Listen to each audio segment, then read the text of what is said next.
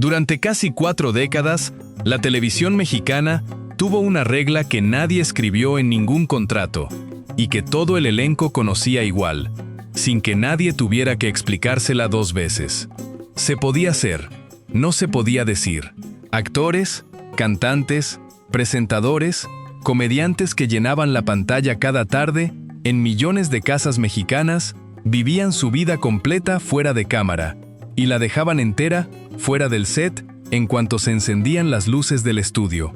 Lo sabían los compañeros de reparto, lo sabían los productores, que decidían qué actor podía protagonizar y cuál solo podía aspirar a papeles secundarios. Lo sabía la prensa de espectáculos, que llenaba páginas enteras de insinuaciones y medias frases sin atreverse jamás a escribir la palabra completa en un titular. Y lo sabía, casi siempre, una parte del público, que aplaudía igual cada noche y prefería no preguntar en voz alta lo que ya intuía en privado. No existía una lista negra oficial. No hacía falta. Bastaba con que un actor mencionara algo de más en una entrevista para que los papeles protagónicos empezaran a escasear al año siguiente sin ninguna explicación por escrito. Esa era la disciplina real de la industria, la que nunca apareció en ningún contrato, pero que todos entendían igual de bien. La televisión mexicana de esas décadas exportaba telenovelas a más de 100 países. Vendía galanes y heroínas que millones de personas en todo el continente esperaban ver cada noche a la misma hora, con la misma puntualidad con la que esperaban la cena.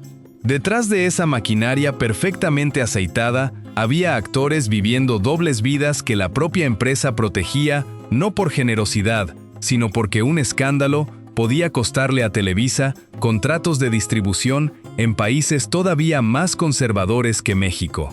Esa lógica comercial, más que cualquier otra cosa, fue la que mantuvo el silencio funcionando durante tanto tiempo. Y esa misma lógica es la que, con los años, se fue agrietando poco a poco hasta que algunos de estos nombres decidieron que ya no valía la pena seguir sosteniéndola.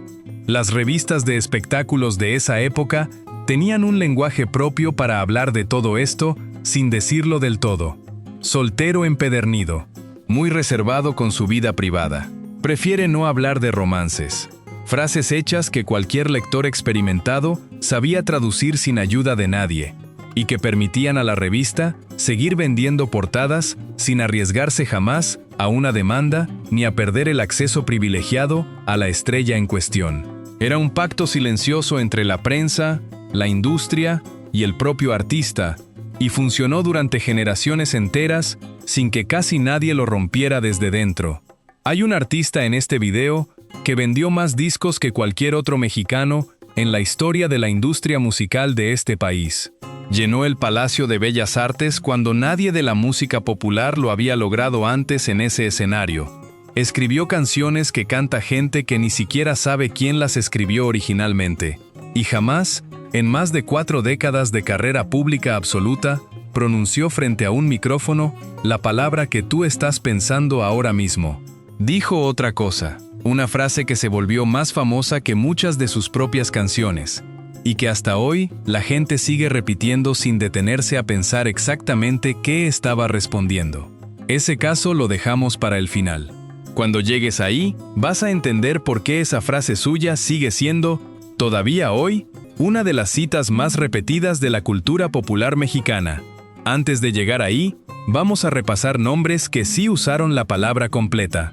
Actores y presentadores que trabajaron dentro de la industria del entretenimiento más conservadora de toda América Latina, y que en algún momento de su vida, en una entrevista, en un programa de radio, frente a una cámara de televisión nacional, en horario estelar, decidieron dejar de responder con silencio. Algunos lo hicieron a los 30 años, con toda la carrera todavía por delante. Otros esperaron hasta los 69, cuando ya casi no quedaba nada que perder. Y pasaremos también por un caso tan extremo que dividió por completo a la opinión pública. Un famoso conductor que, tras confesar su verdad en el noticiero más visto del país, años después dio una segunda declaración que dejó a todos helados. Quédate para ver cómo reaccionó la audiencia ante un giro que nadie vio venir. Este video solo incluye lo que ellos mismos declararon en público, con su propia voz y en primera persona. Nada de rumores, nada de especulación, nada de «se dice que» o «todo apunta a que». Si un nombre no dejó una declaración propia verificable, no está en este video, sin importar lo insistente que fuera el rumor sobre esa persona a lo largo de los años. Esa es la única regla que este canal no está dispuesto a romper, ni siquiera por un nombre que garantizaría más vistas. Si alguna vez viste a alguno de estos actores en una telenovela, sin saber lo que estabas viendo del otro lado de la pantalla, quédate, porque esto va a cambiar la forma en la que recuerdas algunas de esas producciones que quizás marcaron tu infancia o tu adolescencia. Suscríbete si crees que ya era hora de contar esto sin susurros y sin comillas alrededor de las palabras importantes. Dale like antes de seguir. Arrancamos. Pedrito Sola. Pedro Sola llevaba más de 3 décadas siendo una de las voces más reconocibles de la farándula mexicana cuando decidió, ya bien entrado en años, contestar una pregunta que casi nadie necesitaba hacerle en voz alta.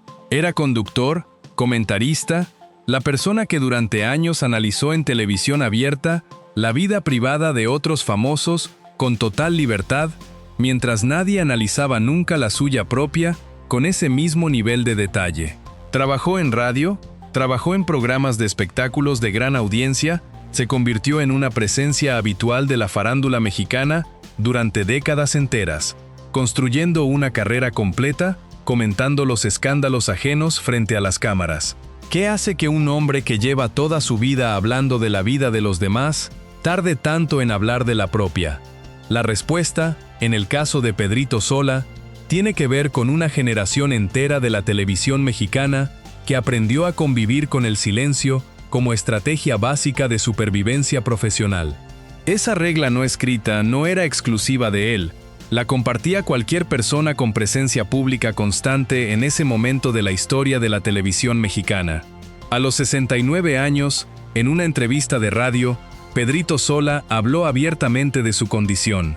Sin equipo de comunicación de por medio, sin rueda de prensa organizada con antelación, fue una respuesta directa, casi de pasada, a una pregunta que llevaba circulando en la industria del espectáculo mexicano desde hacía años, sin que nadie se atreviera a formulársela de frente. La reacción del público fue, sobre todo, de sorpresa por la naturalidad con la que lo dijo, más que por el contenido en sí de lo que estaba diciendo. No hubo escándalo mediático, no hubo cancelación de contratos, ni salida forzada de ningún programa. Hubo, en todo caso, la sensación colectiva de que México llevaba años sabiendo algo que nadie había verbalizado del todo en televisión nacional, y que por fin alguien se había atrevido a ponerle palabras exactas. Pedrito Sola siguió trabajando después de esa entrevista exactamente igual que antes, sin cambios visibles en su carrera ni en su presencia habitual en pantalla. Y esa continuidad, para muchos actores más jóvenes que vieron lo que pasó desde fuera, se convirtió en una prueba silenciosa de que algo, por fin, empezaba a moverse dentro de una industria que durante décadas había castigado justamente lo contrario sin excepciones.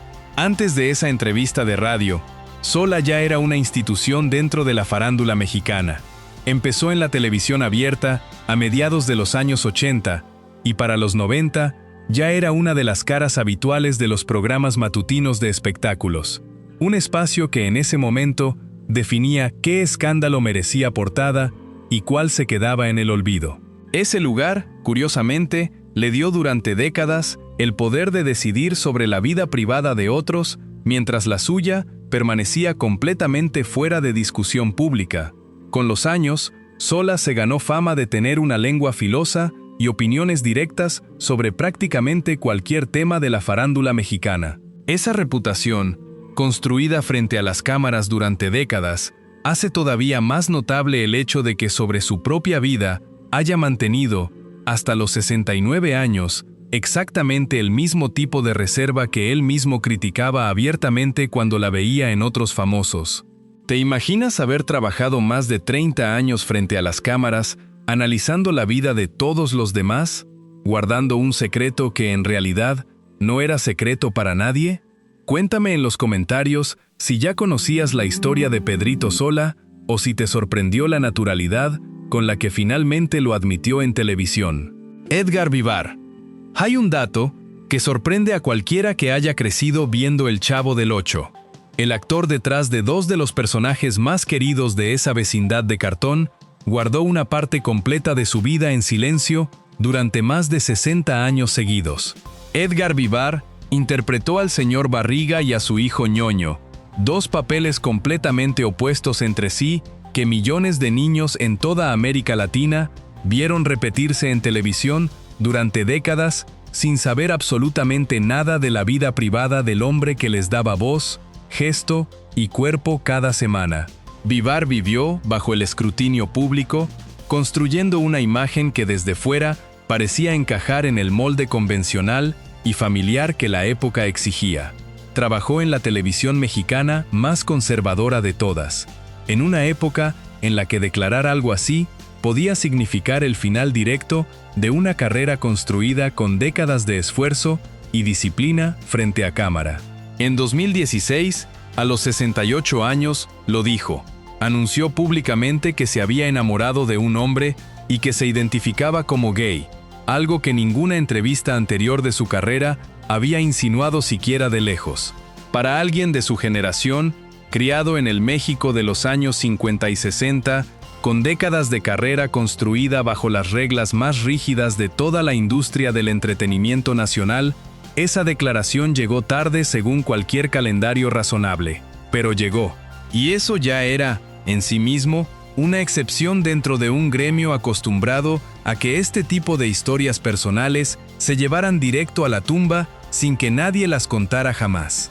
En entrevistas posteriores, Vivar habló con detalle de los años que pasó sin poder ser el mismo frente a las cámaras que lo hicieron famoso. Habló del peso de sostener durante décadas una imagen pública que la industria esperaba de él, sin preguntarle nunca si esa imagen le pesaba, y de lo que significa cargar una verdad personal durante 6 décadas completas antes de encontrar por fin el momento de decirla en voz alta frente a un micrófono. ¿Cuántos actores de su misma generación se llevaron esa verdad exacta a la tumba sin decirla nunca en público? Edgar Vivar decidió, ya pasados los 65 años, que él no sería uno más de ellos. Si crees que la televisión latinoamericana de esa época forzó a muchos actores a vivir vidas completas que en realidad no eligieron, escríbelo en los comentarios de este video, porque el caso de Vivar no fue el único de esta lista, y desde luego no va a ser el último. Después de El Chavo del Ocho, Vivar construyó una carrera propia fuera de la sombra de esos dos personajes. Trabajó en cine, participó en producciones internacionales y siguió activo en la televisión mexicana durante décadas, algo que muy pocos actores del elenco original lograron sostener con esa continuidad. Esa trayectoria posterior demuestra que su declaración pública, lejos de perjudicar su carrera como muchos temían en esa generación, coincidió con años de trabajo estable que siguieron después sin interrupciones. Vivar también se convirtió, sin proponérselo del todo, en una figura de referencia para actores más jóvenes que crecieron viendo El Chavo del Ocho sin imaginar nunca que uno de esos personajes tan queridos por generaciones enteras tendría, décadas después, algo tan importante que contar sobre su propia identidad. Esa combinación de nostalgia infantil y revelación adulta es parte de lo que hace su historia tan particular dentro de todo este video. ¿Crees que la televisión latinoamericana de esa época fue demasiado cruel al obligar a figuras tan queridas como Edgar Vivar a vivir una vida que no eligieron por temor a perderlo todo? Déjame tu opinión en los comentarios, te estaré leyendo. Hay un patrón que se repite en la mayoría de los casos de este video, y que vale la pena nombrar antes de seguir avanzando. Casi ninguno de estos actores vivió realmente en secreto dentro de su propio círculo cercano. El secreto, casi siempre, era exclusivamente para el público y para las cámaras. Puertas adentro, la gente que los rodeaba llevaba años sabiéndolo con total naturalidad. Ese patrón se repite tantas veces a lo largo de este video que termina siendo, en sí mismo, uno de los datos más reveladores de toda la historia. La familia lo sabía. Los amigos cercanos lo sabían. Muchas veces los propios compañeros de elenco lo sabían perfectamente bien. La única entidad que oficialmente no sabía nada, año tras año, era el público que pagaba boletos, compraba discos y sintonizaba cada noche la telenovela correspondiente. Sebastián Ligarde. Sebastián Ligarde fue Memo en Quinceañera, una de las telenovelas juveniles más exitosas de finales de los años 80 en México, vista por generaciones enteras de adolescentes en toda América Latina. Millones de ellos crecieron viendo a ese personaje sin sospechar absolutamente nada de la vida que su actor llevaba fuera del set de grabación. Durante 20 años, Ligarde mantuvo una relación de pareja estable con un hombre mientras trabajaba de manera continua en Televisa, la empresa que definía en esa época exacta qué actor podía trabajar y cuál no, según los criterios más conservadores de toda la industria mexicana del entretenimiento popular. 20 años de silencio dentro de una relación estable y de largo plazo. 20 años trabajando en el medio de comunicación más influyente del país entero sin poder mencionar en ninguna entrevista, en ninguna revista de espectáculos, con quien compartía en realidad su vida cotidiana. 2 décadas esquivando las insistentes preguntas de los reporteros que buscaban emparejarlos a la fuerza, inventando respuestas ambiguas sobre la mujer ideal o por qué preferían la soltería, mientras en casa los esperaba la misma persona todas las noches. En 2013, a los 59 años, Sebastián Ligarde habló públicamente de su orientación y de esa relación que había mantenido en privado durante 2 décadas completas de su vida adulta. Lo llamativo del caso de Ligarde no es solo la declaración en sí misma, es el tiempo exacto que tardó en llegar. 20 años es más de lo que dura la mayoría de los matrimonios que sí se hacen públicos desde el primer día de la relación, con boda, fotos y anuncio oficial incluido. Y sin embargo, la industria en la que él trabajaba nunca lo supo con certeza absoluta, o prefirió directamente no saberlo, mientras Ligarde seguía apareciendo en pantalla cada semana con total normalidad y sin que nadie hiciera la pregunta de frente. Ligarde no fue un actor de un solo papel. Después de Quinceañera siguió trabajando en telenovelas mexicanas durante años, construyendo una carrera larga dentro de la misma empresa que durante 2 décadas nunca preguntó directamente por su vida personal. Esa continuidad laboral, sostenida durante tanto tiempo bajo el mismo techo que exigía discreción absoluta, es parte de lo que hace su historia tan representativa de toda una generación de actores mexicanos. Con el tiempo, Ligarde amplió su trabajo hacia el teatro y hacia proyectos fuera de la televisión abierta, un movimiento habitual entre actores que sentían que la etapa de la telenovela ya les había dado lo que podía darles. Esa transición, según contó él mismo en distintas entrevistas posteriores a su declaración, coincidió con una etapa de su vida en la que finalmente pudo hablar de su relación sin tener que calcular primero las consecuencias profesionales de cada palabra. Mantener una relación estable en absoluto secreto por 20 años parece casi imposible hoy en día. ¿Crees que la presión de Televisa en los 80 era tan grande como para obligar a alguien a ocultar al amor de su vida durante 2 décadas? ¿Qué habrías hecho tú en su lugar? Alejandro Tommasi. Alejandro Tommasi construyó una carrera entera interpretando villanos en telenovelas mexicanas de gran audiencia. Hombres duros, manipuladores, personajes que el público mexicano amaba odiar semana tras semana desde el sofá de su propia casa, capítulo tras capítulo. Fuera de esos papeles construidos con tanto oficio, Tommasi llevaba una vida en pareja que mantuvo en absoluto silencio mientras la cámara seguía grabando sus villanos más recordados durante años de producción prácticamente ininterrumpida.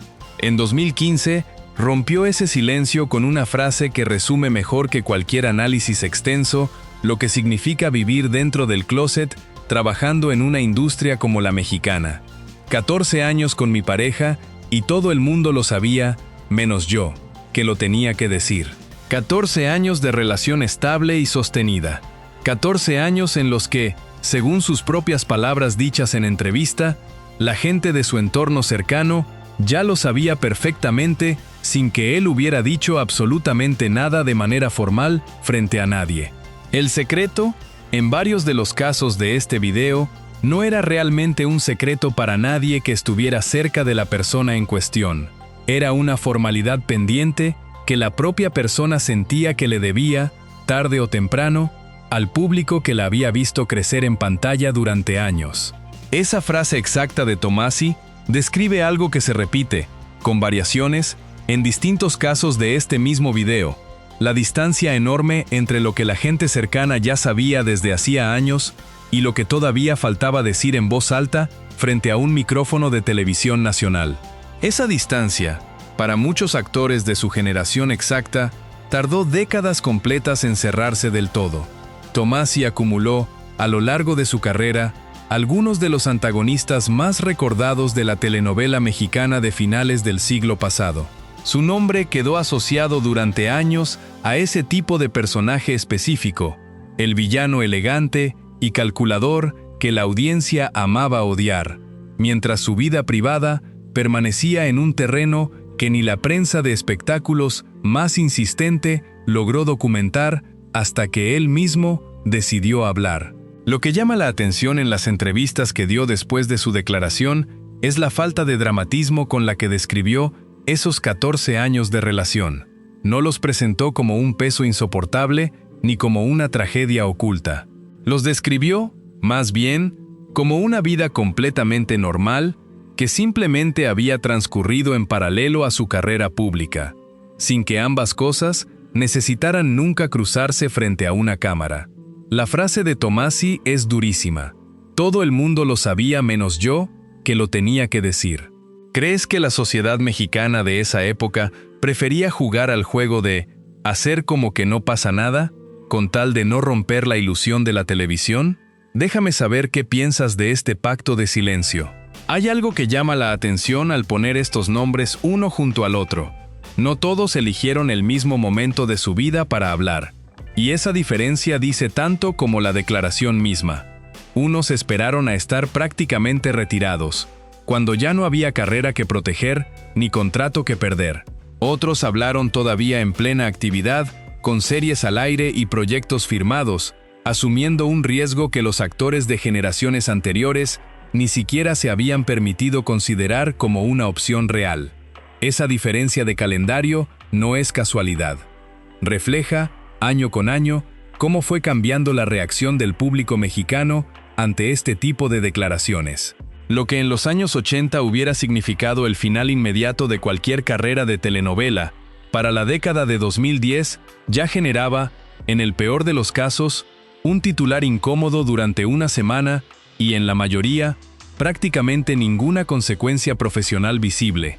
Felipe Nájera. Felipe Nájera se hizo famoso imitando a María Félix, una de las actrices más icónicas de todo el cine mexicano de oro, con una precisión y un cariño tan evidentes que lo convirtieron en una figura habitual de la comedia y el entretenimiento popular en México durante muchos años consecutivos.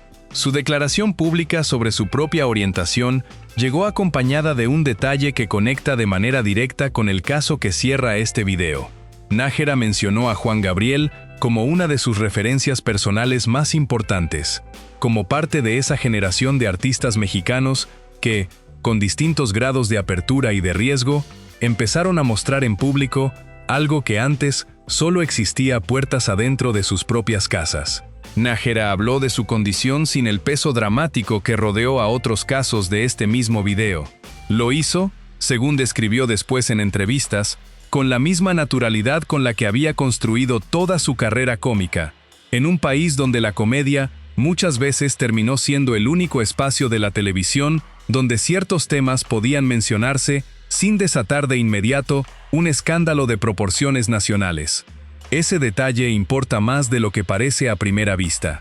Mientras la telenovela mexicana, el género más serio y más rentable de toda la televisión nacional, exigía silencio absoluto de sus figuras principales bajo cualquier circunstancia, la comedia y el espectáculo popular fueron abriendo, Poco a poco y con cautela, pequeñas grietas por donde algunos artistas empezaron a decir en voz alta lo que la industria más solemne seguía prohibiendo de manera enteramente implícita. Nájera construyó, a lo largo de los años, una carrera sostenida en la parodia y la imitación de figuras del espectáculo mexicano, un terreno que exigía observación fina y timing preciso. Esa misma capacidad de leer a la industria desde dentro, casi como un espejo, es la que después aplicó a su propia historia cuando decidió contarla con sus propias palabras y sin la distancia cómica que usaba en el escenario. Su cercanía con la figura de Juan Gabriel no fue casual ni anecdótica. Nájera formó parte de esa generación de artistas que veía en el compositor de Parácuaro una prueba viviente de que era posible triunfar en México sin encajar en ningún molde tradicional de masculinidad, incluso sin necesidad de ponerle nombre exacto a esa diferencia frente a los medios. Sin embargo, la historia de Nájera iría mucho más allá de las pantallas de televisión.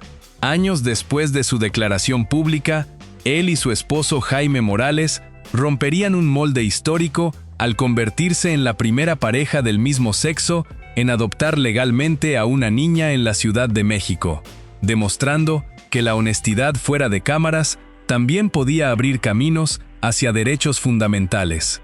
El caso de Felipe Nájera demuestra que salir del closet no solo era un asunto de paz mental, sino también el primer paso para ganar derechos reales como la adopción legal. ¿Conocías este impacto histórico de su declaración fuera de los escenarios? Escríbelo abajo. Mauricio Clark. Este es el caso más complicado de todo el video. Y también, sin ninguna duda, el más discutido dentro de la propia comunidad hasta el día de hoy. Mauricio Clark, presentador de televisión mexicano, declaró su orientación en cadena nacional, en el programa Primero Noticias, frente a millones de espectadores mexicanos, en horario de máxima audiencia matutina. Lo hizo desde la televisión más vista del país, no desde una entrevista de radio discreta, ni desde una revista de bajo perfil. Fue, en su momento exacto, uno de los anuncios más visibles que un presentador de noticias mexicano había hecho jamás sobre su propia vida privada frente a las cámaras. Y años más tarde, Clark volvió a hablar públicamente sobre el mismo tema, esta segunda vez para decir que se consideraba heterosexual. Esa segunda declaración generó un debate que sigue completamente abierto todavía hoy, tanto dentro como fuera de la comunidad. Hay quienes la interpretaron como una prueba genuina de que la identidad puede ser más fluida a lo largo de una vida de lo que el discurso público suele estar dispuesto a admitir sin incomodarse. Y hay quienes la leyeron con desconfianza evidente, como una forma de presión social funcionando en sentido contrario, después de años de exposición pública constante y de crítica sostenida sobre su vida personal. Lo cierto, documentado con sus propias palabras en ambos momentos exactos de su vida pública, es que Mauricio Clark hizo dos declaraciones públicas distintas sobre su propia identidad, separadas por años de diferencia entre una y otra, y que las dos fueron enteramente suyas, dichas en primera persona y sin que nadie se las atribuyera desde fuera. ¿Le crees más a la primera declaración, a la segunda, o crees que ambas pueden convivir perfectamente dentro de la historia real de una sola persona a lo largo del tiempo? Coméntalo abajo, porque este es de los pocos casos de todo este canal donde nosotros tampoco tenemos la respuesta completamente cerrada. Clark construyó su carrera en el periodismo de espectáculos y de entretenimiento, un terreno distinto al de la actuación, pero igual de expuesto al escrutinio público constante. Esa exposición diaria, sostenida durante años frente a cámaras de noticias, es parte de lo que hace su caso tan particular dentro de esta lista. Pocas personas en la farándula mexicana hablaron tantas veces, y de forma tan pública, sobre su propia identidad como lo hizo él. Después de su primera declaración, Clark se convirtió durante un tiempo en una referencia pública para buena parte de la comunidad mexicana. Alguien que había puesto su nombre y su cara frente a las cámaras nacionales en un momento en el que muy pocos presentadores se atrevían a hacerlo.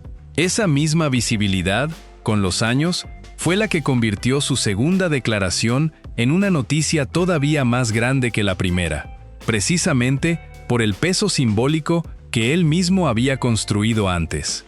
Pocas figuras de la farándula mexicana pasaron, en tan poco tiempo, de ser un símbolo de apertura a ser el centro de un debate sobre la fluidez de la identidad, y ese recorrido completo es justamente lo que hace su historia tan distinta a las demás de este video.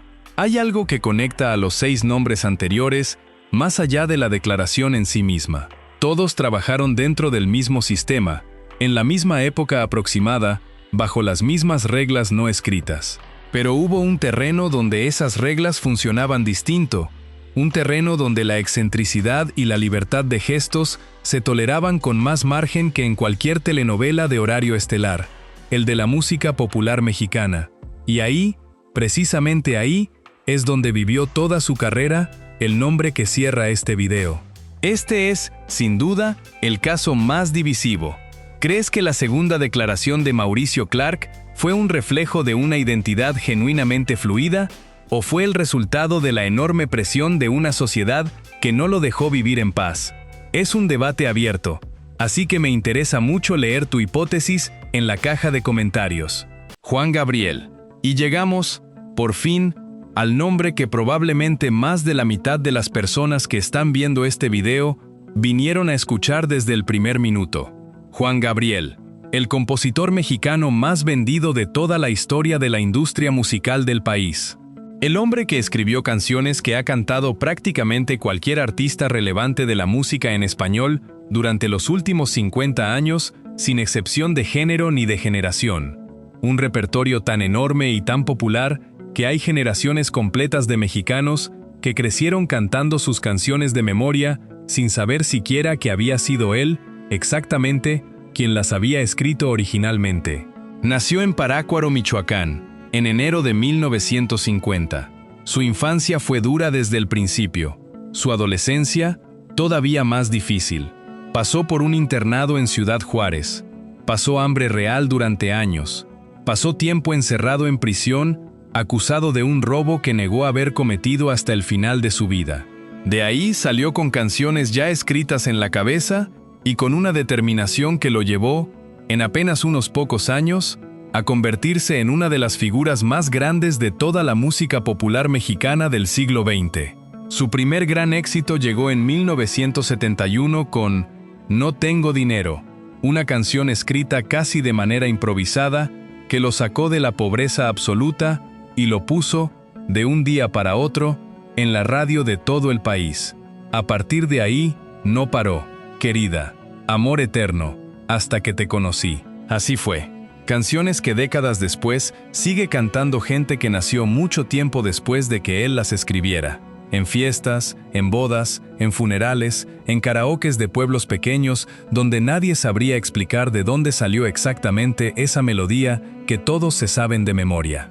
Llenó el Palacio de Bellas Artes en 1990, algo que ningún artista de música popular había logrado antes en ese recinto reservado tradicionalmente para la música clásica y la ópera de concierto. Vendió más de 150 millones de discos a lo largo de toda su carrera.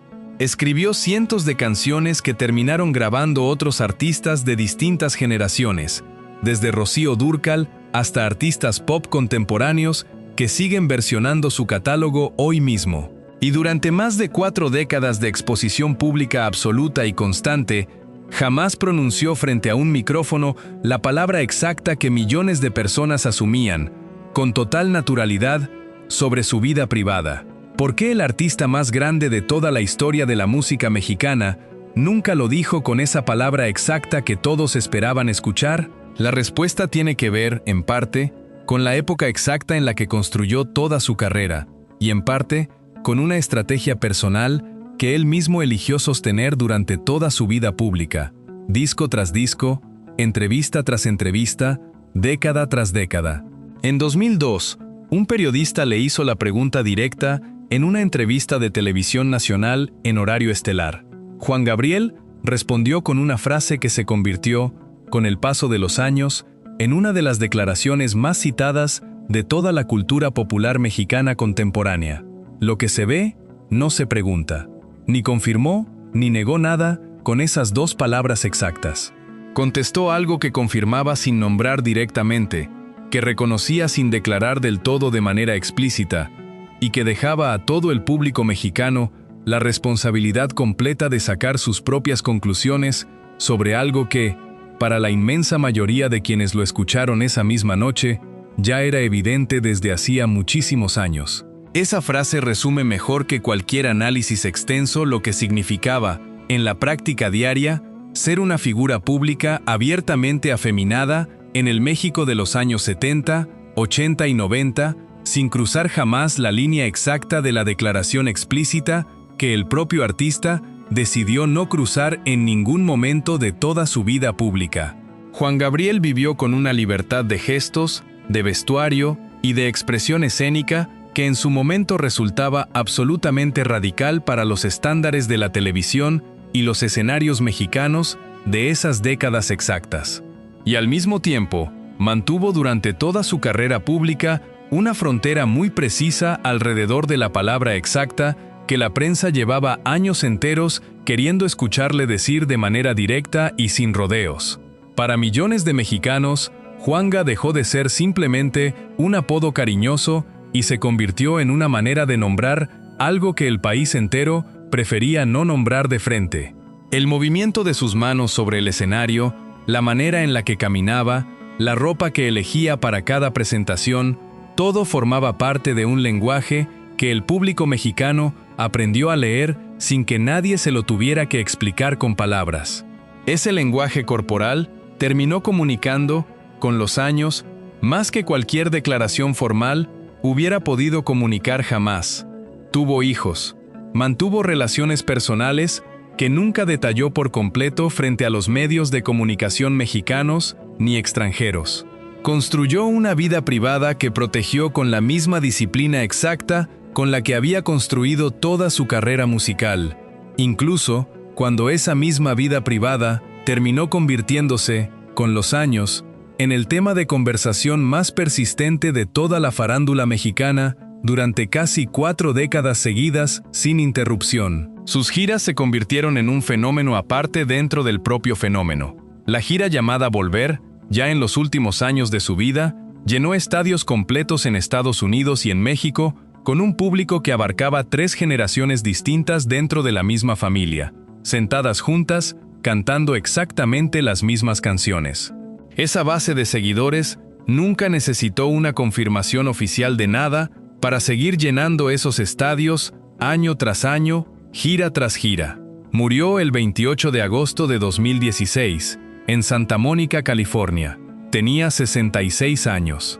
El día exacto de su muerte, México entero se paralizó de una manera que solo se puede comparar con lo que vivió el país cuando murió Chespirito, apenas 2 años antes de ese mismo día. Hubo homenajes multitudinarios en varias ciudades del país al mismo tiempo. Hubo un féretro que recorrió México entero entre banderas, flores y aplausos espontáneos en cada parada, desde Ciudad Juárez hasta la Ciudad de México.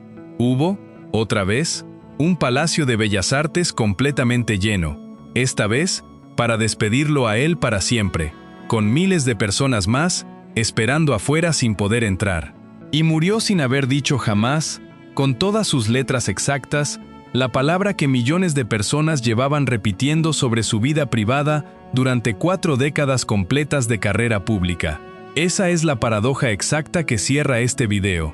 El artista mexicano más grande de toda la historia, el que más discos vendió, el que más escenarios llenó de punta a punta, el que escribió más canciones que cualquier otro compositor de toda su generación, y el que, en algún sentido profundo, dejó pendiente para siempre la respuesta más esperada de todas, la única que él mismo decidió no pronunciar jamás, con la palabra exacta que todo el país llevaba años esperando escuchar. Lo que se ve, no se pregunta.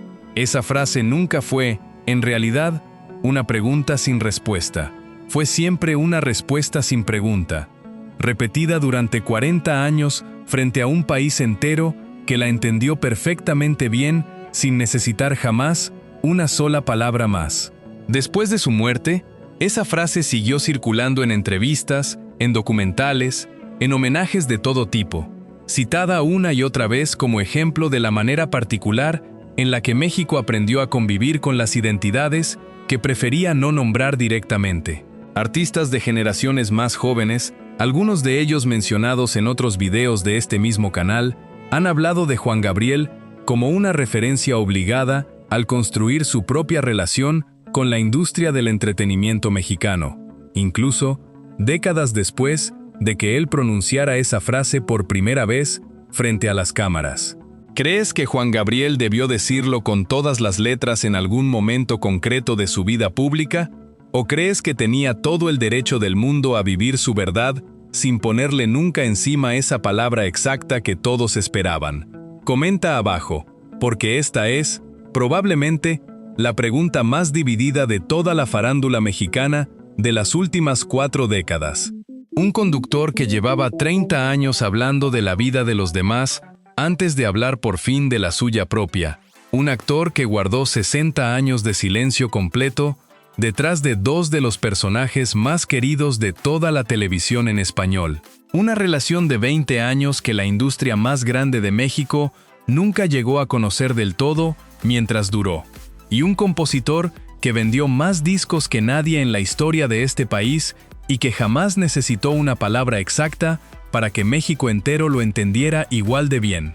Ese es el patrón exacto que une a todos los nombres de este video, uno detrás de otro. La valentía personal de cada uno de ellos nunca estuvo en duda. Lo que sí estuvo construido durante décadas enteras fue una industria entera sobre la idea de que ciertas verdades solo podían vivirse puertas adentro, lejos de cualquier cámara encendida.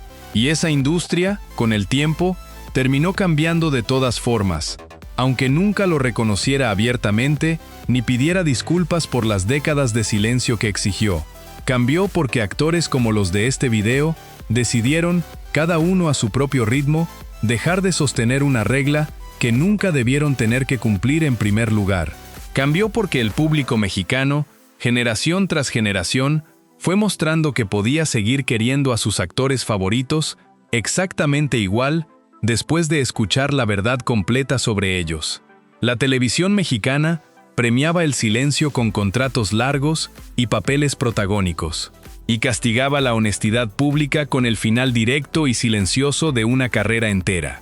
Eso no lo dijo jamás ningún comunicado oficial de ninguna empresa de entretenimiento, pero cada uno de los nombres de este video lo vivió en carne propia, a su manera exacta y a su propio tiempo, sin que nadie los ayudara a acelerar ese proceso. 6 actores y presentadores que decidieron hablar en distintos momentos de sus vidas, con distintos niveles de riesgo y distintas consecuencias. Y un compositor que nunca tuvo que decidir hablar, porque encontró la manera de que México entero lo entendiera sin pronunciar jamás la palabra exacta que todos esperaban. 2 formas completamente distintas de sobrevivir dentro del mismo sistema, en la misma industria, durante las mismas décadas. Cada uno de estos nombres construyó, a su manera, una estrategia personal para convivir con una industria que no estaba diseñada para recibirlos tal como eran. Algunos eligieron el silencio prolongado y la declaración tardía. Otros, como Juan Gabriel, eligieron una ambigüedad tan elegante que terminó convirtiéndose en parte de su propia leyenda artística. Ninguna de esas 2 estrategias fue más válida que la otra. Las 2 fueron, simplemente, formas de sobrevivir profesionalmente en el México que les tocó vivir, con las herramientas y el margen de riesgo que cada época concreta les permitió tener. Si te sorprendió alguno de los nombres de este video, suscríbete ahora mismo, porque hay más historias de esta misma industria que la propia industria prefirió no contar durante años enteros. Dale like si llegaste hasta aquí. Nos vemos en el siguiente video.